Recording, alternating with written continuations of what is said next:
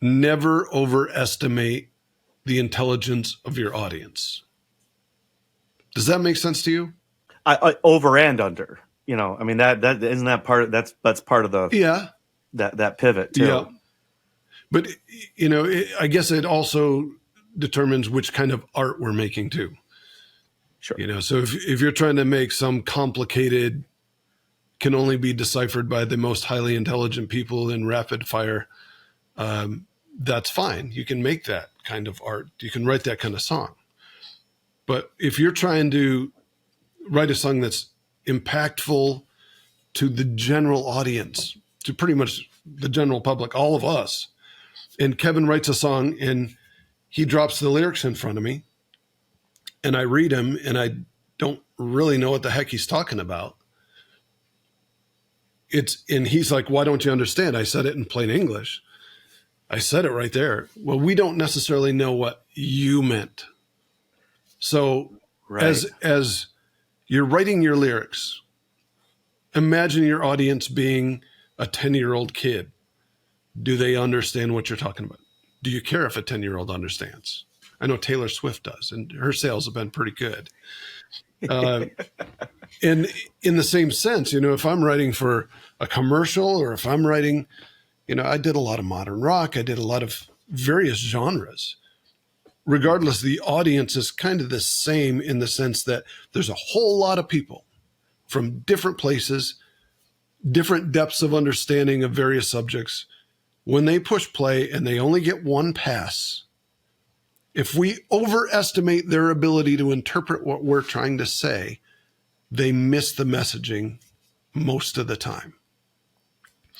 So when you say don't overestimate the intelligence of your audience, I simply mean make it easy for them to feel and understand what it is you're trying to throw out there. But that's just on a lyrical basis, right? Oh, that's a good point. That's a really good point. I mean, if I'm sitting in a Mexican restaurant and I'm hearing music in Spanish, I'm hearing pop music in Spanish. Right. I might hear a song that I love. Right. And I have no idea what it's That's about. a great point. So La Bamba, what the heck's that about if you don't speak Spanish? Right. Nothing. So then does the smart person know their audience enough to know that the words don't matter on a certain level? Right. I would say they don't. That's a good argument. Matter. That's a good argument. I would agree and disagree at the same time. So, imagine the song Imagine in Mandarin, and you hear it. Is it going to have the same impact? Of course not. You have no idea what it's about. You like the melody and you might like the performance and all that. You might be like, yeah, I dig that song. But it doesn't accomplish the full amount of impact that it could. So La Vie en Rose, because it's in French, Edith Piaf's version of La Vie en Rose is, you would argue, is less impactful for a listener. Just because they can't understand the lyrics. I'm not saying I disagree with you. I'm literally asking. Well, I think that's why it's a conversation too. It's just something you have to ask yourself. Now, with her version of that Shakespeare, song, you get the gist of Shakespeare. Now, you can't always follow everything with Shakespeare, but you sort of get the gist of it enough that you follow it. Right. Even though you don't follow it word for word, even though it's in English, you're not really thinking about word for word. You're just getting the gist of it. So I would completely agree. And this actually goes to my point. If you are going for that Shakespearean audience, this does not apply. Now, if you go into the general public and you have a conversation about Shakespeare, like let's just go downtown right now. We're going to sit in downtown Ithaca. We're going to go to the sidewalk and we're going to have a conversation about, all right, let's talk about Shakespeare. Even in a college town, I think you would be hard pressed to find a depth of knowledge, understanding, and that those people were impacted by Shakespeare. They respect the artistry. Yeah. They expect respect because they've been told their whole life, this guy was a genius. Shakespearean stuff is undisputedly brilliant. Mm-hmm. All right. Well, but people don't necessarily consume it the way we're talking about. I'm talking about, once again, consumerism. Now, the other reference you spoke of, her performance was powerful. So there are singers that could sing the alphabet and make you cry. I'm not talking about that. Morgan, I could sit there and listen to Morgan Freeman read the phone book. Exactly. Now I'm talking about writing the phone book, not creating Morgan Freeman. So, okay. We're moving back to the song and creating song we're trying to not bowl a gutter. We're trying for this song to go down the middle, hit the masses, and have impact. So when we're talking about these applications, there are exceptions everywhere. La Bamba is a perfect example, singing in French. If the song is magnificently performed and brings goosebumps, there's so many exceptions. Shakespeare versus Seinfeld. Then isn't the smart person more concerned with the subject matter being as general as possible, as opposed to how many big words or how they actually express their ideas? I would agree that big words can get in the way. But I mean, it's more important to me if I'm trying to do that 70%. It's more important to me that I pick a topic, if you want to, for lack of a better, a theme of the song that's going to be more universal, So wanting to fall in love with somebody, to me, is more universal than I fell in love with my neighbor. We grew up together, and I fell in love with her, and then she ran off with the football quarterback. Yeah. That's a very specific thing that not 70% of it, but it's likely that 70% of people are going to have a better chance of relating to just wanting to fall in love with somebody. Right. How do you have a better chance at that net hitting that bigger audience to begin with, and then start to pare down from there? I don't know. Yeah, I'm not saying that lightning doesn't hit. I'm just saying it's a lot easier to catch sunlight than lightning. So again, these are just principles to keep it down the middle without bowling a gutter. We're trying to create a highly consumable song that people will feel what you're trying to deliver. Now, if that subject is in the top 10 of all-time subjects, there's a reason those are the top 10, like you said. They're relatable to the general public. If we were to talk about, the issues of gardening tomatoes are in a song, there would be some gardeners that would love it, but our audience is pretty small. Now, if we're talking about heartbreak, it's a pretty damn big audience. Sure. Well, that's why country music is always at least at a steady level, because there's just, there's a universal element to that genre just built into it. Yeah. And of course, we talk about art imitating life. A lot of times I'm going to reach into that subject as a songwriter that impacts a broad audience. Let's say heartache. And in my own experience, maybe I go back to when I lost my dog, and we've talked about that. Like the power of losing a pet is almost like losing a 10-year-old child. And you reach into that because you've experienced it. And you know that if you push that button, that emotion just goes, oh man, I feel that. Now, that audience out there that felt heartache in one form or another, you sharing that experience in a powerful way is going to push that button in them. Now, if you say that in a really complicated way with metaphors that make sense to you but not anybody else, then you're going to miss their button. You hit your own, that's fine. But we want to hit their button. So make sure and that's the distinction you're making. You're trying to hit the crowd. Right. You're trying to get that number one hit. Yeah. And we're talking about, again, Shakespeare versus Seinfeld. You push play on Seinfeld, people sit down with a beer and they're chuckling and having a good time. It doesn't take a lot of intelligence to enjoy, appreciate, and maybe even get hooked on the series. Whereas Shakespeare, you better settle in and you better put your thinking cap on. And a lot of people in our world, self-included in some ways, are going to hear Shakespeare and you're going to either tune out because it's hard, or you're not going to have the capacity, the education, so to speak, to even appreciate it. I come from more of that camp. I do appreciate Shakespeare, but I never seek it out. Sure. No, yeah. No. So as songwriters, we have to make those choices. Am I going to write this in English? Now, I work with a lot of international artists, and we work in a variety of languages. I've produced a ton of music that have been in Hindi or in Japanese or these other languages. So I'm not saying that it has to be a 3-chord in the truth country song that's so dumbed down that it's almost insulting people's intelligence. It still has to be creatively interesting and brilliant. And the song itself has to be written in a way that the melody, the arrangements, it also evokes that emotion and amplifies and pushes the buttons. So it's an all-encompassing thing. But one really important thing to remember is that it needs to be able to be understood pretty easily by the listener on the first pass for you to have the success you're looking for. And a lot of times that comes down to, if you ever pull up the lyrics to one of your favorite songs, just read through the lyrics. It's cohesive all the way through, and you're going to find some cool metaphors. The crow and the butterfly.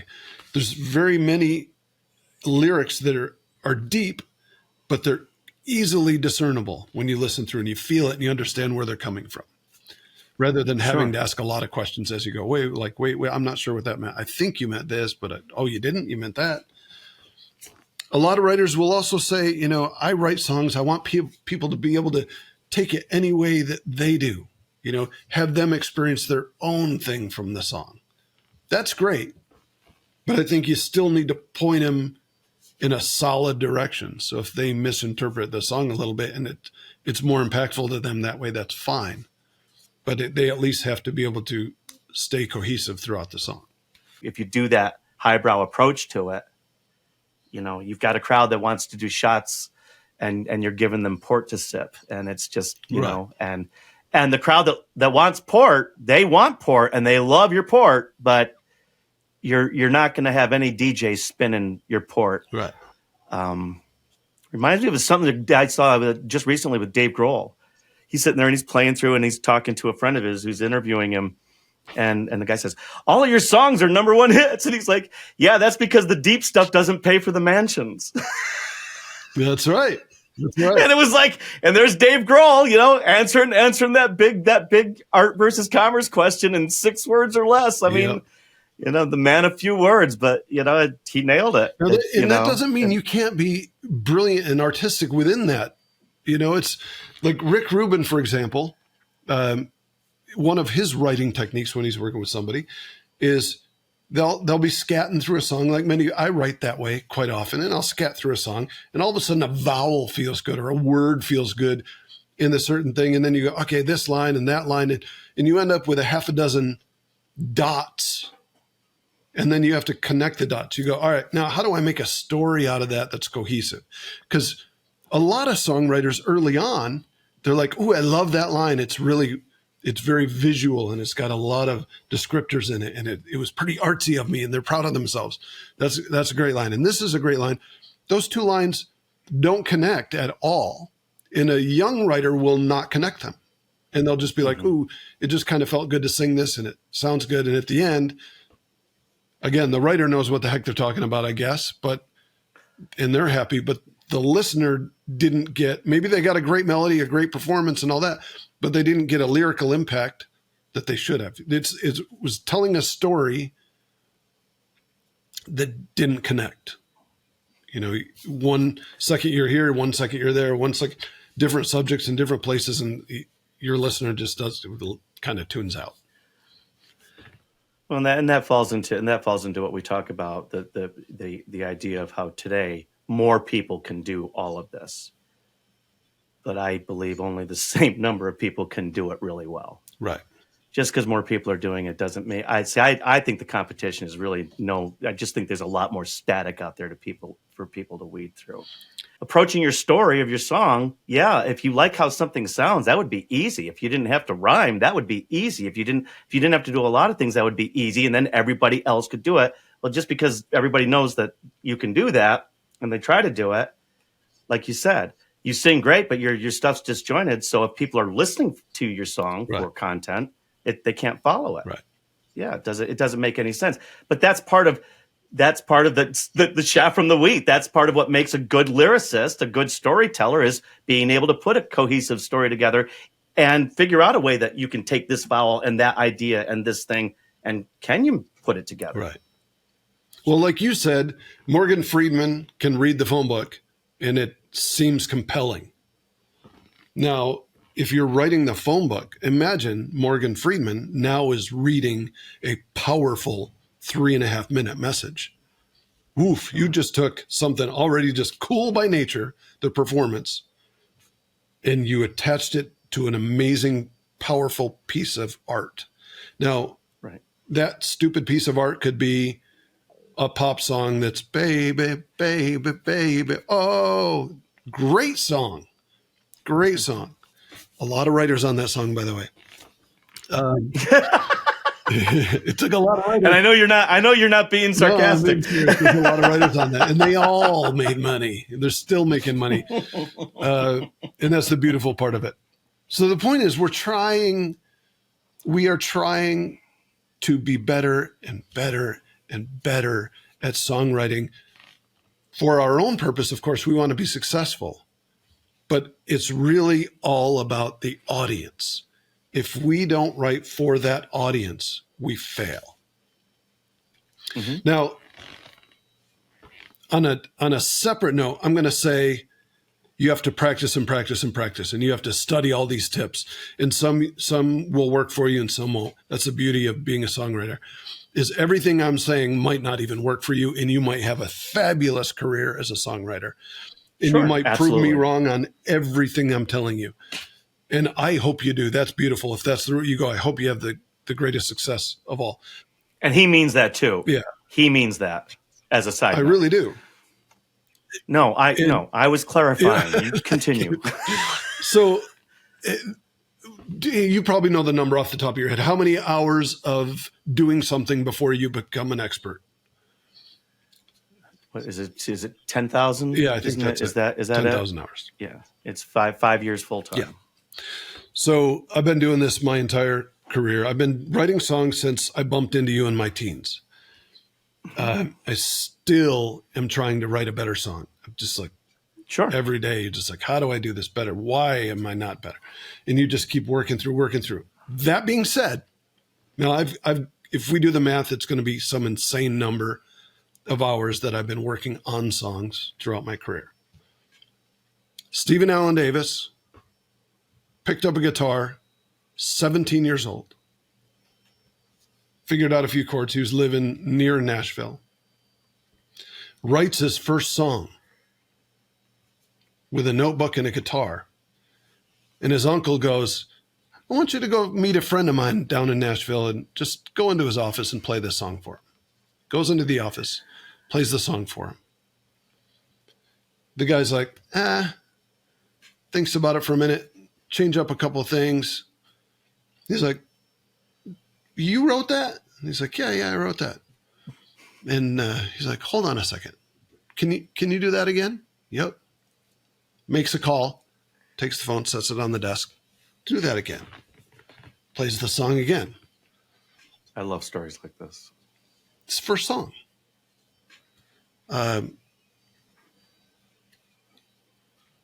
The song ends up getting demoed within a week. And then within a couple of months, he's got himself a number one hit. Out of the gate, 17 years old. Percy Sledge cut the song, made it a hit. 1969, I think he said.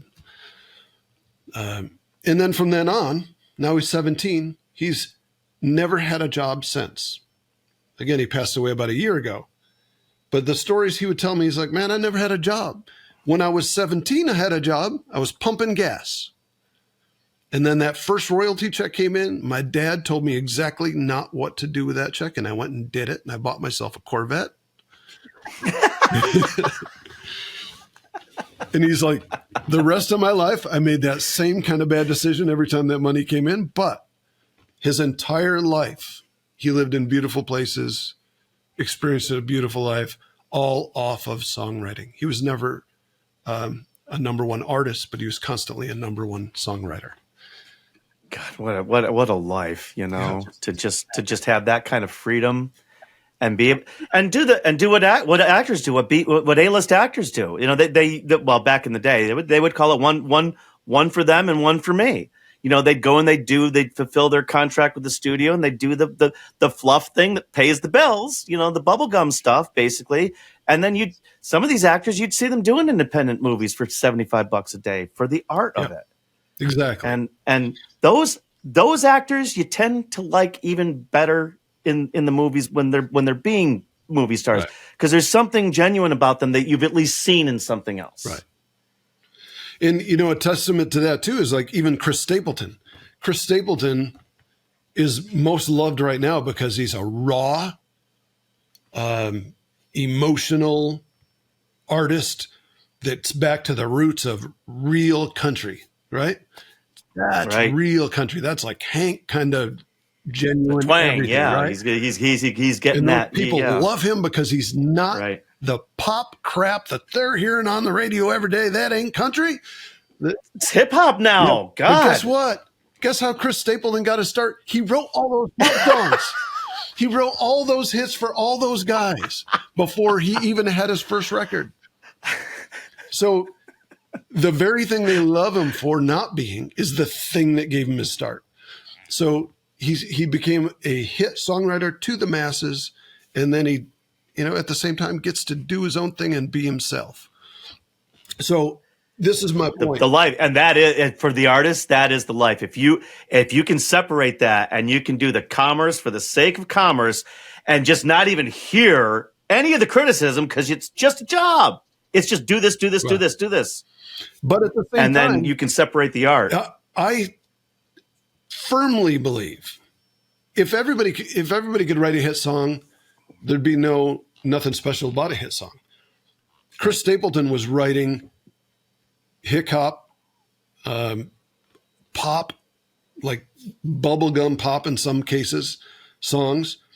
But at the same time, throughout the thread of all those hit songs that he wrote, they were all brilliant. They weren't just phoned in, I hate doing this. He was putting his heart and soul into every one of those songs, did a fantastic job, put all these skill sets to work. You know, how the lyric is spun, how the melody is spun, how the arrangement is, like, he was just brilliant at all that in that day job, so to speak. And then when he separates himself, he can break all the rules and people love him for it. Or he can, you know, just, back to the roots, man. I'm just guitar and voice and I'm going to blow you away. As far as I'm concerned, he did the best national anthem ever done. And of course, that's going to be divisive too. But the point is, going back to the rules are the rules, but sometimes they don't matter.